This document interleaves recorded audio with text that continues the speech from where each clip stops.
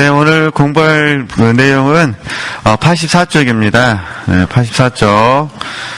네, 이제 우리 그동안에 훈련원에서 배우셨던 내용들을 또 이론적으로 적용하고 묵상하고 계신 부분들을 좀 간단하게 학습하고 오늘 이렇게 수업을 마무리하면 될 것 같습니다.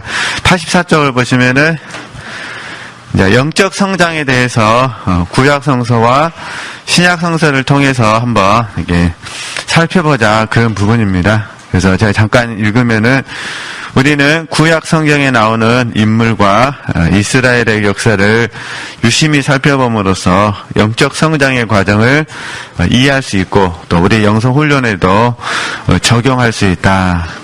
먼저 우리 아브라함 이야기 잠깐 하도록 하겠습니다. 간단하게 잘 하시기 때문에 저희들은 이제 이 부분을 구속사로서 공부를 많이 했잖아요. 그래서 간단하게 보면은 그러니까 영적 성장의 과정에 대한 신뢰를 믿음의 조상 아브라함의 성장 과정을 통해서 묵상해보자 그런 부분이에요.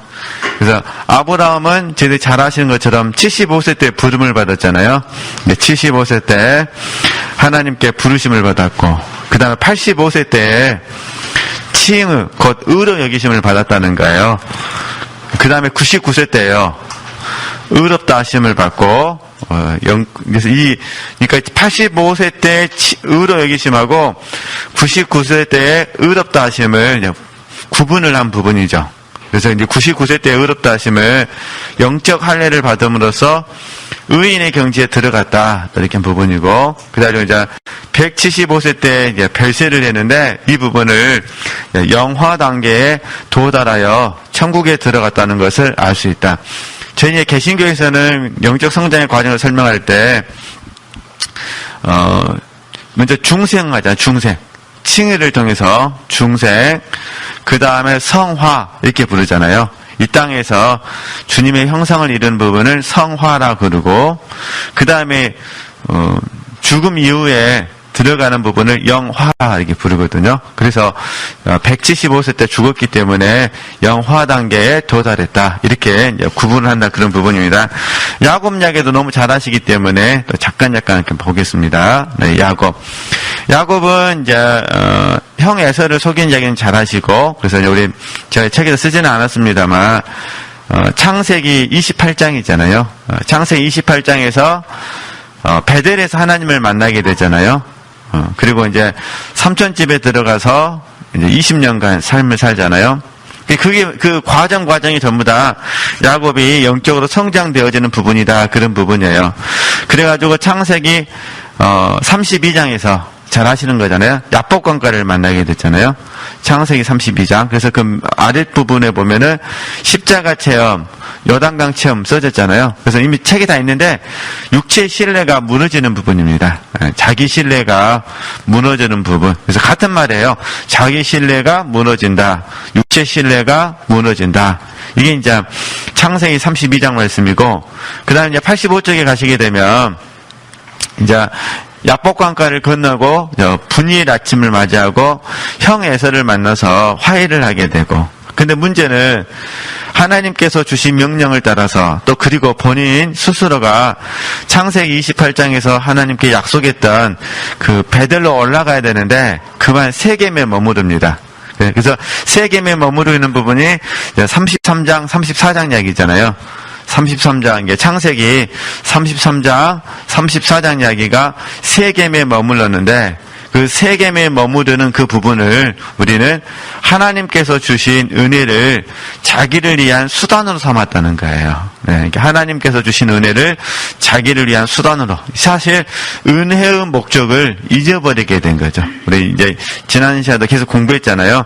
빚진 자의 삶, 또 은혜를 아는 자, 은혜의 목적을 아는 자 이렇게 구분했듯이 지금 확실한 거는 야곱은 성장했는데 그만 세겜에 머물렀습니다. 그래서 이 야복강가 사건을 자기 부인으로 보고 세겜에 머무르는 사건을 자기 부정으로 보는 거거든요. 자기 부정에 실패하게 되어진 부분이죠. 네.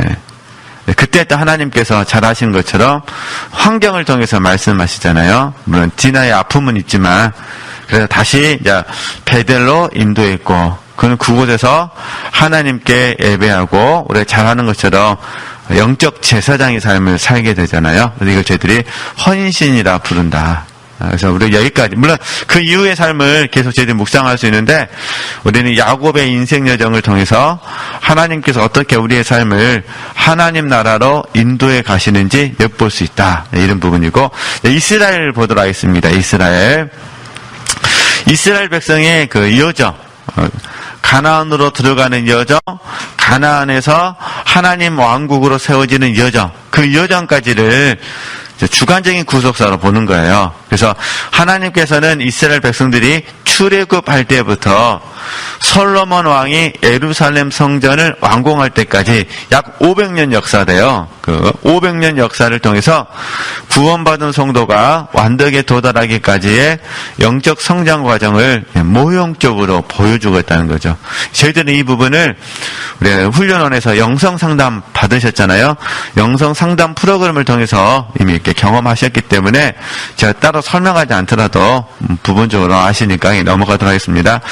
그 다음에 아벨라 테레사의 영혼의 성이라는 책이 있어요. 추후에 혹시 다음에 또 우리 독서팀에 다시 감동을 주시면은 제가 이 책을 다시 가지고 강의할 수는 있는데, 그 아벨라 테레사가 기도라는 그 공과를 통해서 하나님과 연합되는 과정을 서술하거든요. 그리고 이 영혼의 성이라는 책에는 7개의 방이 있어요. 7개의 방. 그래서 7궁방이라 부르는데, 이 7궁방은 기도를 통해서 하나님과 연합되는 과정을 경험할 때 거쳐가는, 우리 식으로 말하면 관문이거든요. 단계예요.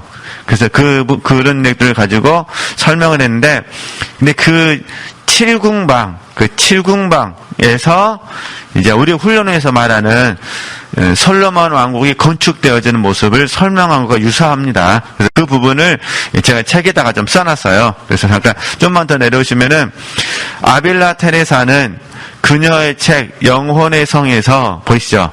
솔로몬 성전이 건축된 후에 하나님이 임재하시는 모습을 주관적으로 하나님의 내주 내재라고 적용했습니다.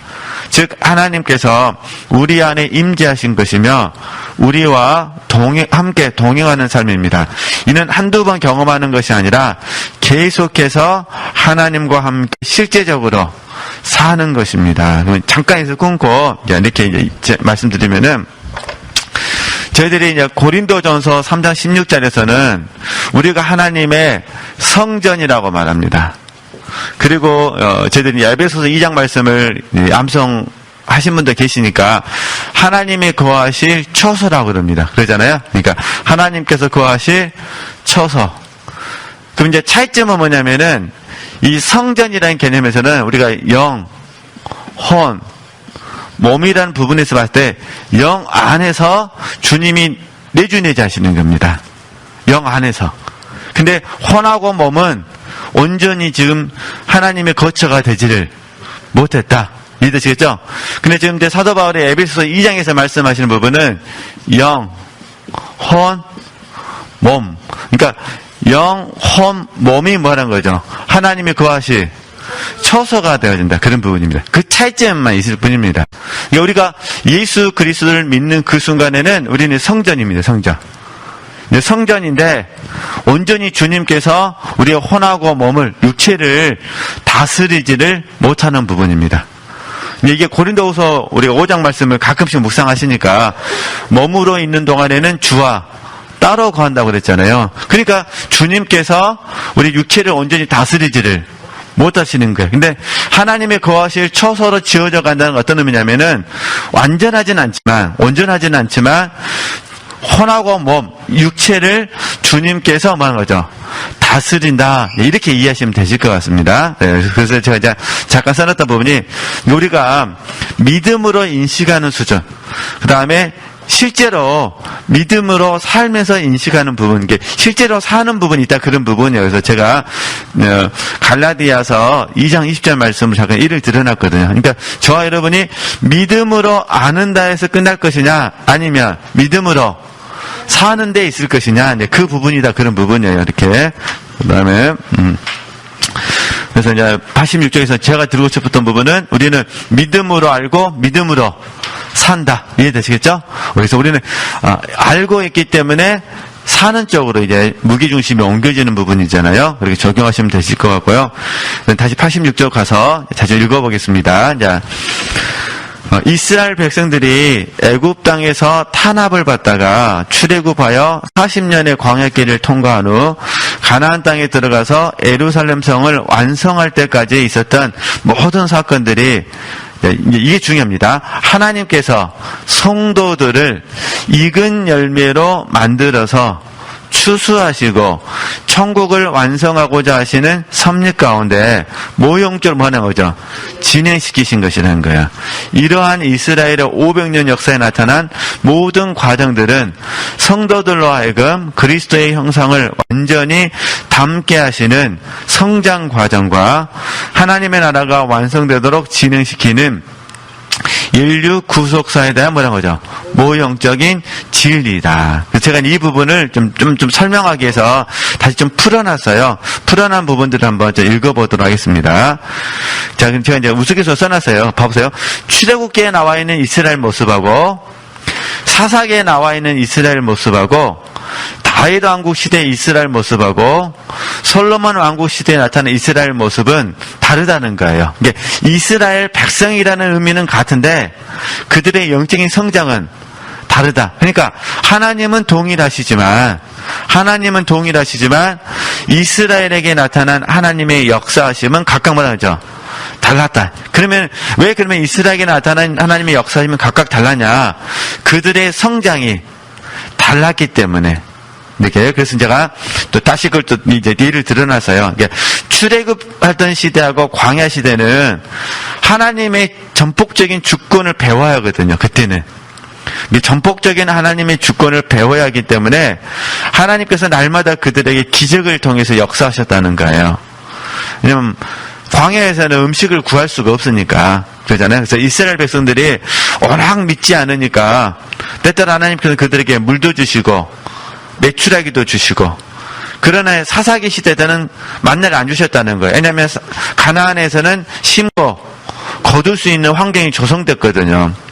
그러니까 광야에서는 심고 거둘 수가 없으니까 기적을 통해서 하나님이 그들을 먹이셨다며, 가나안에서는요 심고 거두는 땅이니까 만나를 주지 않으시고 그들에게 심어야 거둠을 가르쳐 주셨다, 그런 부분입니다. 그러니까 그래서 사사기 때는 이스라엘 백성이 하나님의 말씀을 듣지 않을 때는 하나님께서 그들에게 환난을 허용하셨지만 광야와 같은 기적은 없었다는 거예요. 근데 그 대신 사사시대 때는 말씀을 주셨다는 거예요.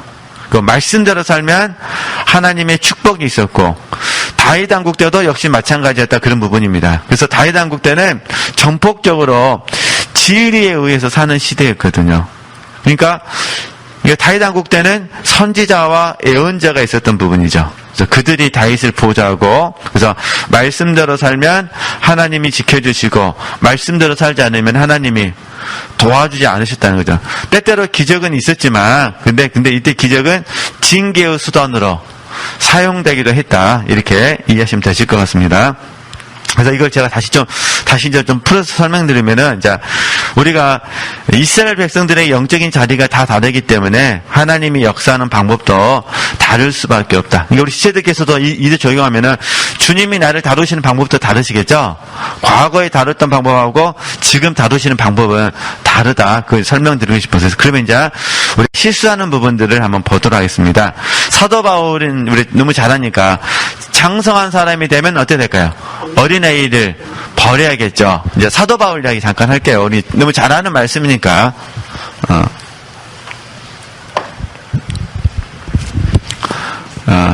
사도 바울의 고백을 그대로 적용하면, 장성한 사람은 어린 아이의 일을 버려야 돼요. 근데 이제 사도 바울은 버렸어요. 왜냐하면 사도 바울은 온전히 하나님을 목적했고 하나님의 나라를 목적했고, 잘하신 것처럼 하나님의 의를 목적했고, 온전히 가장 기본적인 욕구인 소욕을 날마다 몸을 쳐서 복종시켜 버리잖아요. 소욕을. 근데 어떻게 소욕을 복종시키냐? 빚진 자로서. 그러니까 자기 자신을 바라볼 때 나는 주님께 빚진 자라는 거예요. 이게 빚진 자기 자신이 은혜를 생각하면서 이 소욕을 절제를 해요. 그러니까 이제 어린아이 일을 버릴 수가 있는 거죠. 이걸 이제 우리로 풀어 설명하면 뭐냐면은 자기를 상관하지 않았다는 거죠. 사도 바울은. 이게 사도 바울에게는 흠잡을 데가 없어요. 뭐 실패가 없다 그런 의미가 아니라 저희들의 입장에서 봤을 때는 사도 바울이 100% 온전하다 그런 의미가 아니라 우리가 존경한다는 관점에서 바라봤을 때 사도 바울에게는 흠잡을 데 없는 거죠. 되는 게 아니잖아요. 말씀을 통해서 사도 바울 대단하죠. 그래서 우리 단지 제가 이렇게 말씀드리는 이유는 이 부분은 100% 완벽하다 이렇게 적용하시면 안 됩니다. 이렇게 적용하면 큰일 납니다. 그러면은 사도 바울이 신이 되어버려요. 예수님이 된다. 100% 완벽한 사람 누구만요? 예수 그리스도. 그죠? 그러니까 사도 바울은 자기를 질그릇이다 그러잖아요. 100% 완벽하지 못해요. 우리는 여기서 이제 온전함을 배우는 거죠. 예. 주님만을 목적하시는 사도 바울의 그 온전함을 배우는 부분이거든요. 그러니까 우리는 사도 바울과 함께 살았던 시대의 사람이 아니기 때문에 또 한편 우리는 사도 바울을 존경하니까 사도 바울의 그 흠을 잡을 수가 없어요. 모른다는 거죠. 그러나 동시대의 사람들 입장에서 봤을 때는 사도 바울에게도 흠이 있었겠죠. 그러니까 이렇게 어찌됐든 근데 이제 문제는 이제 사도 바울은 제가 이제 오늘 드리고 싶었던 부분은 소욕을 철저하게 뭐 했다는 거죠. 다스렸다. 그래서 이걸 우리는 뭐라 부르냐면 자기를 상관하지 않는다 부른다는 거예요. 근데 우리는 아직 저 여러분은 자기를 상관하는 데까지 우리는 이르지를 못했어요. 저도 그렇고 우리 지체들도 그렇고. 그러니까 우리는 자칫 어린아이 일을 하는 거예요. 그죠? 무거운 것과 제가 자주 언급하는 거잖아요. 얽매이기 쉬운 지혜가 생겨. 무거운 것은 이렇게 좋은 학습법은 아닌데 그냥 애우기 쉽게 얽매이기 쉬운 죄는요. 소욕 이렇게 되는 거죠. 사도 바울처럼 나를 상관하지 않으면 되는데 아직 우리는 그 단계에 이르지 못했기 때문에 자아와 소욕이 우리를 힘들게 해요. 그래서 이게 이제 자아와 소욕으로 살면 어떤 일이 된다는 거죠? 영적으로 어린아이가 되어버린다는 거예요. 근데 이게 존재론적인 면에서가 아니라 상태라는 면에서 저와 여러분이 어린아이의 일을 하게 되는 거예요. 그러니까 어떤 날은 장성한 일을 했다가 어떤 날은 어린아이. 그러면 무엇 때문에 어린아이 일을 하느냐? 소욕에게 져서. 그죠? 그래서 자, 봐보세요. 자아를 이기는 부분은 이기는 생명이에요. 자아를 이기는 생명. 근데 이기는 생명을 가졌다 하더라도 소욕의 문제는 별도의 문제거든요. 그래서 이게 저희들이 늘 배웠듯이 육신에게 저서가 되는 거죠. 근데 사도 바울은 이 육신에게 지지를 않았다는 거예요. 왜냐면은 나는 빚진 자다. 그죠? 나는 빚진 자다. 그러니까 항상 예수 죽인 것을 자기 몸에 짊어진 거예요. 우리도 이 원리는 아는데 실제 적용할 때는 이 원리를 잊어버리죠. 그러니까 수치를 당할 때나 비난을 당할 때 딱 뭘 생각해야 돼요? 이거는 예수 죽인 것을 내 몸에 짊어져야 된다. 근데 이 말씀 하나도 생각이 안 나요. 하나도 생각이 안 나고 뭐만 나가는 거죠, 지금. 내 안에서 자아하고 소욕이 준동해버려. 특별히 소욕. 특별히 소욕이 준동하다 보니까 일단은 이제 어린아이를 하고 나중에 한 발 뒤로 물러나서 주님 앞에 앉았더니 주님께서 우리에게 또 깨달음을 주시는 거죠. 물론 오해하시면 안 됩니다. 우리가 뭐 이렇게 바보처럼 살아라, 속고 살아라 그런 의미가 아니라 우리가 주님 앞에서 바른 삶을 살기 위해서 적용하는 부분이니까 이렇게 참 어려운 공과입니다. 그래서 한번 이렇게 이해하시면 되시고 지금 이걸 제가 막 써놨어요. 그래서 한번 읽어보도록 하겠습니다.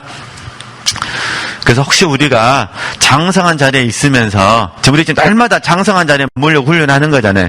있으면서 자꾸 어린아이의 자리를 추억하며 지낸다는 것을 가슴 아픈 일이고 뭐란 거죠? 슬픈 일이다 그런 부분이에요. 이게 연약함이죠. 우리 마음이 연약해서 그래서 한번 읽어보겠습니다.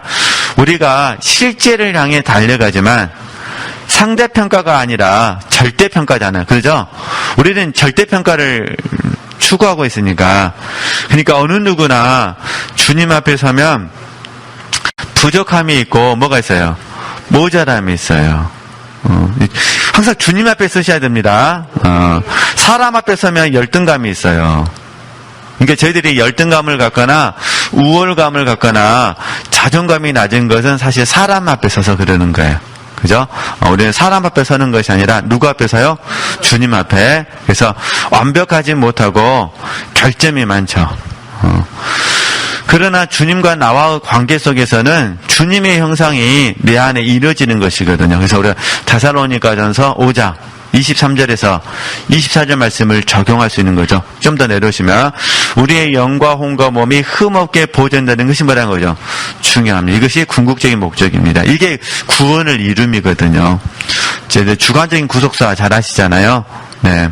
이 목적 안에서 오늘 살다 보면 나의 부족함이 보이고 또 모자람이 보이고 그 다음에요 결점이 보이고 보이면 어떻게 하자? 십자가에서 처리받자.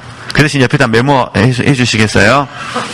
우리가 실제를 이야기할 때 죄가 없다라는 개념으로 이해하시면 안 됩니다. 우리 실제를 이해하실 때 죄가 없다라는 개념으로 절대로 이해하시면 안 된다는 거. 우리가 누군가를 존경하는 건 참 감사합니다. 근데 그 존경하는 분을 신으로 만들면 안 됩니다. 이해되시겠죠? 네. 그분 안에 계신 예수님께 우리가 영광 돌리는 거지. 그분을 절대적인 자리에 앉혀놓으면 안 됩니다. 그러면 실망하게 돼 있습니다. 그래서 저희들이 물론 저는 이제 기독교 전통을 공부하지만 카톨릭의 잘못된 사상 중에 하나가 그거예요. 성인이라는 거거든요. 물론 이제 원래 의도는 존경하는 마음이에요. 근데 문제는 후대의 사람들이 존경하는 마음을 뛰어넘어서 숭배하는 쪽으로 가요. 숭배. 그래서 성지순례를 가는 거예요. 그리고 그 중에 어떤 사람이 그곳에 가서 어떤 은혜를 경험하고 나니까 그게 이제 또 하나의 전설이 돼버리는 거죠. 이게 심각한 부분이거든요. 그래서 우리는 절대로 누군가를 존경하는 사람이 있을 때는 죄가 없다라는 개념으로 이해하시면 안 됩니다. 이해되시겠죠? 완벽하다라고 생각하시면 안 돼요. 그래서 혹시 우리 지체들이 누군가로 인해서 내가 시험 들었다 그러면 내가 교만하다는 거예요. 그거는 내 잘못이지. 이해되시죠? 내 잘못이지 그 사람은 잘못이고 그 사람은 가만히 산 거예요. 난 그냥 산 거죠. 예를 들어서 혹시 지체들이 저한테 시험 들었다. 나는 그냥 살았어요.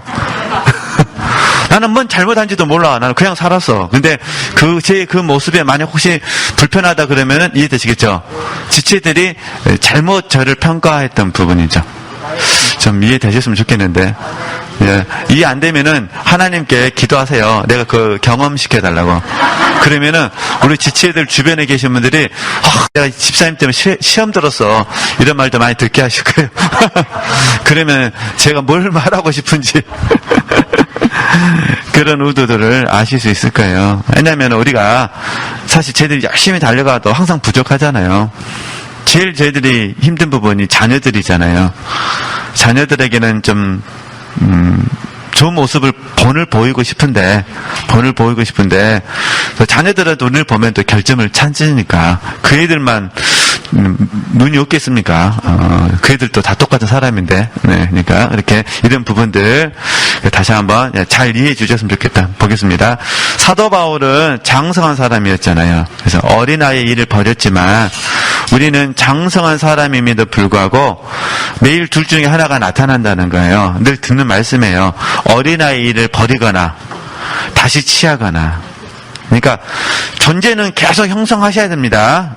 우리가 한 번 장성한 사람에서 영원한 장성한 사람 그런 의미가 아니라 계속해서 장성한 사람이 되기 위해서 힘쓰고 있다. 이게 존재의 부분이고, 그런데 오늘 어떤 일이라는 부분에 있어서 때때로 저희들이 어린아이를 행할 수도 있다. 그래서 자아로 행하기 때문에 모자라고 부족하고 결점이 보인다는 거예요. 이때 얼른 어떻게 하든 십자가 앞에 가서 저희들이 처리를 받았으면 좋겠다. 근데 문제는 처리를 받지 않고 방치해버리면 그러면 자아를 다시 뭐 하고 싶은 거예요? 취하고 싶은 마음이 생기는 거죠. 그러다 보면 오기 부리고 싶고, 그 다음에요, 투정 부리고 싶고, 그 다음에요, 화를 내기도 싶고, 그러다 보면 이제 미워하는 마음도 생기게 되고, 그러잖아요. 미워하는 마음 생기면 어떠냐, 복수하고 싶고, 이게 가장 기본적인 욕구거든요. 어떤 분들은 정의라는 이름으로 복수하잖아요. 다 사실은 자기 명예를 위해서 그런 부분이죠. 자기 이생의 자랑이거든요. 이 모든 일들이 사실 어린아이의 일이다. 주님 오실 때 저희들이 흠없이 보존하기 위해서 성령은 우리의 부족함이나 모자람이나 결점을 보게 하셔서 십자가에서 버리게 하시죠. 그러므로 우리는 지속적으로 어린아이를 버리고 주님으로 살아야 한다. 계속 보겠습니다. 그래서 저는 가끔씩입니다. 가끔씩 그 생각을 해요.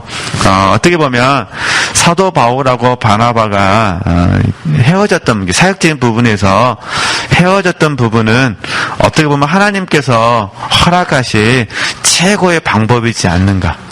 그러잖아요.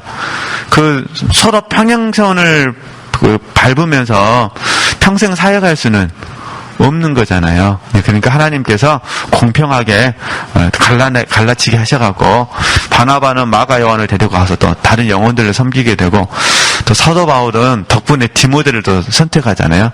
이렇게 해서 복음을 전하게 하시고, 나중에 이제 바나바를 통해서 마가 요한이 세워지게 되니까 또 사도 바울이 또 마가 요한을 부르잖아요. 당신 곁에 두려고. 이렇게 이해하시면 되실 것 같습니다. 그러니까 우리의 짧은 생각으로 쉽게 판단하지 않으셨으면 좋겠다. 그렇게 해서 보겠습니다. 사실 어린아이의 일을 버리느냐 취하느냐는 상태의 문제입니다. 네, 제가 이제 이게 강조를 많이 하냐면은 이때 우리가 의지를 사용해야 되거든요. 의지 놔버리시면 안 됩니다. 네. 십자가에 놓으라겠더니 이 의지를 놔버리면 큰일 납니다. 그러니까 의지를 뭐 하셔야 돼요?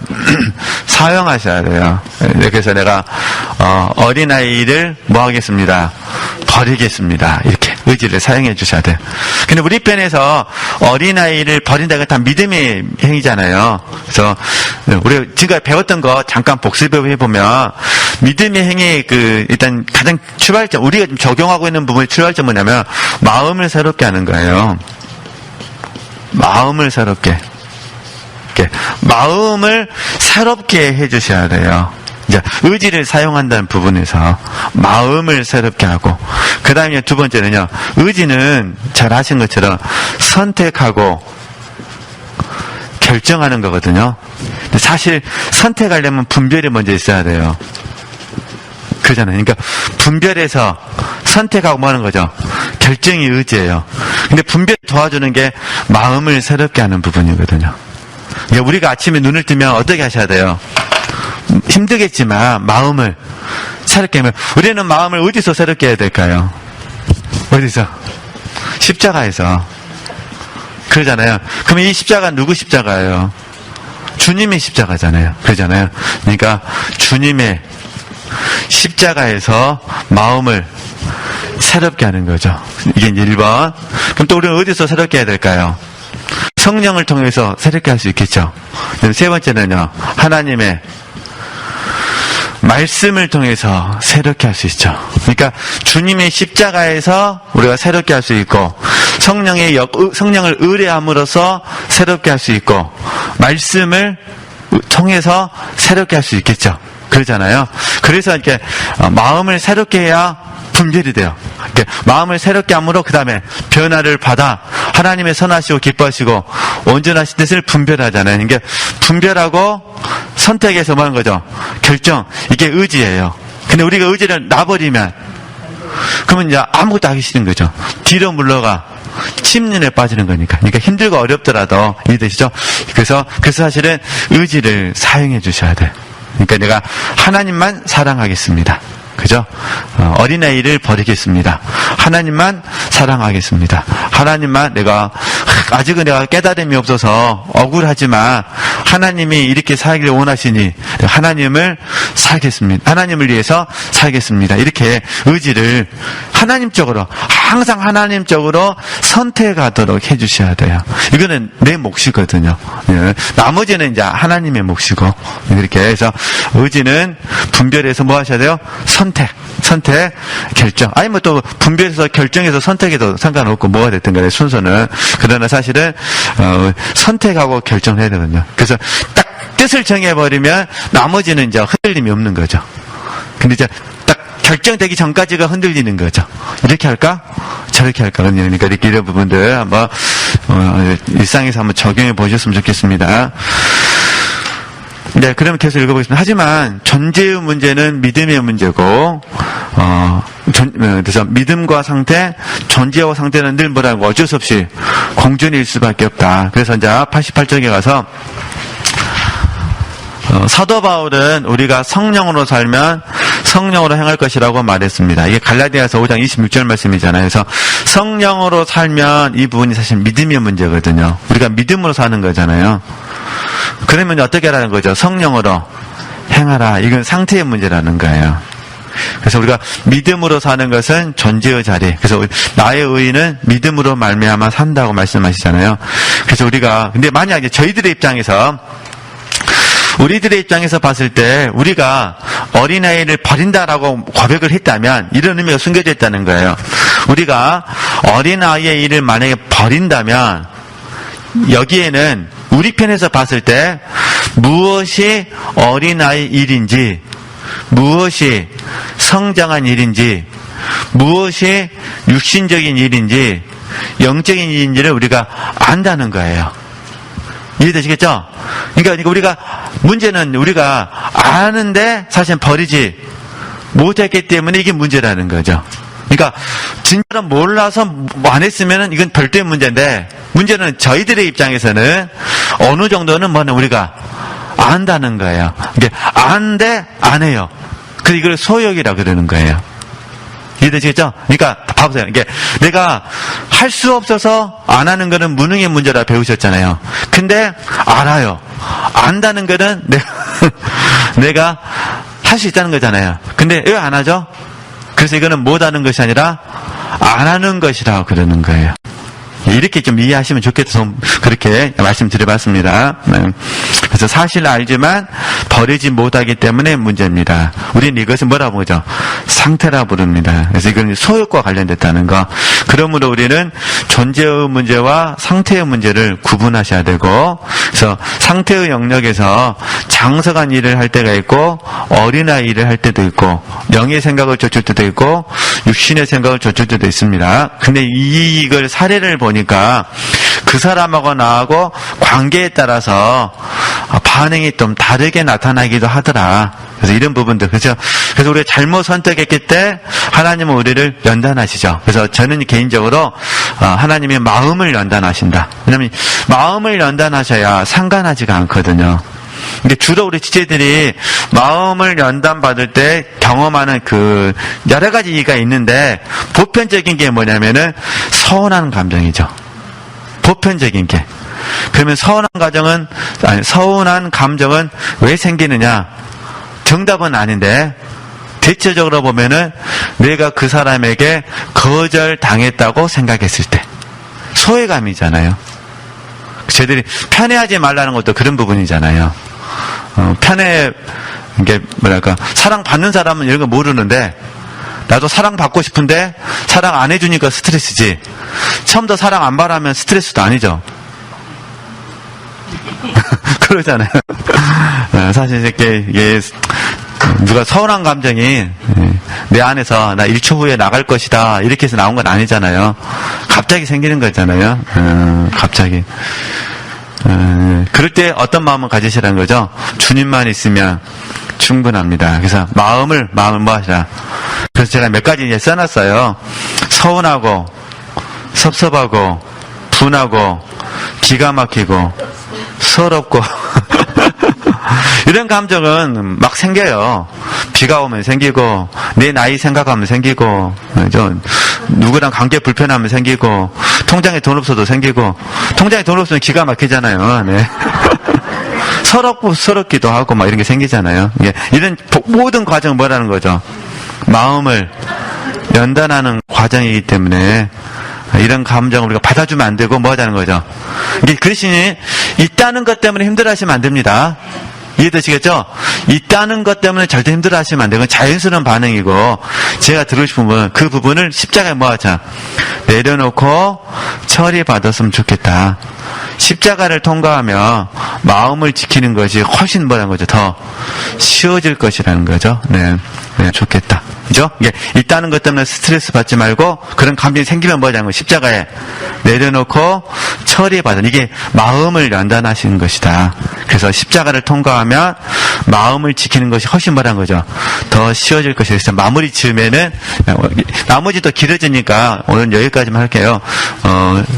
이제 마무리를 지으면 이런 부분이 제가 처음에 다 말씀드렸는데 저희들이 나를 상관하지 않기. 네. 저도 계속 이거 배우는 것 같아요. 그죠? 나를 나를 상관하지 말고 않기. 그래서 나를 상관하지 않기에 좋은 이미지가 뭐냐면 각오. 사도 바울이 각오하잖아요. 죽기를 각오. 진짜 죽어라 그런 의미가 아니니까 죽기를 각오. 그래서 이 각오 뜻을 정하는 이 부분을 아마 우리도 배우실 수 있었으면 좋겠다. 근데 현재 저희들이 이제 자주 실패하는 부분이 소욕 때문에 실패하기 때문에 소욕을 극복하기 위해서 이런 사도 바울이 표현했던 부분들을 한번 적용해봤습니다. 그래서 우리도 힘들지만 힘 드는 것 같아요. 저도 뭐 힘 안 들다고 말할 수는 없고 저도 훈련해 보니까 굉장히 힘들더라고요. 힘들지만 저와 여러분이 힘들다고 막 변명해서는 안 되잖아요. 우리는 뭐 해야 되니까? 이기셔야 되니까. 사실은 이기는 생명이 우리에게 있으니까 그 이기는 생명으로 다스리는 저와 여러분이 되셨으면 좋겠습니다. 하나님께 영광 돌리겠습니다.